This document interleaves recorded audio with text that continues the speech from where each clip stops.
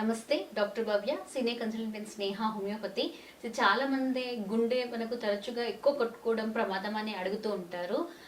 ఒక్కసారి అట్లా గుండె మనకు కొట్టుకుంటుందంటే ఏం ప్రమాదం లేదు, కానీ అప్పుడప్పుడు మీకు ఇట్లా తొందరగా కొట్టుకుంటున్నట్టు అనిపిస్తుంటే ఖచ్చితంగా దీంట్లో మీకు ఏమో లోపం ఉందన్నట్టు.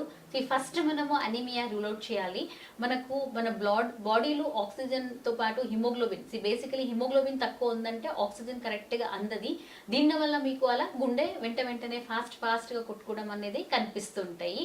ఇది కాక మనకు థైరాయిడ్ డిజీజుల్లో మనకు కూడా థైరాయిడ్ ఉన్న వాళ్ళకి ఇట్లా ప్రాబ్లం అనేది ఉంటుంది. నెక్స్ట్ ఎక్కువ ఒత్తిడి కానీ స్ట్రెస్ కానీ ఉన్నప్పుడు కూడా మనకు ఇలా ఉంటుంది.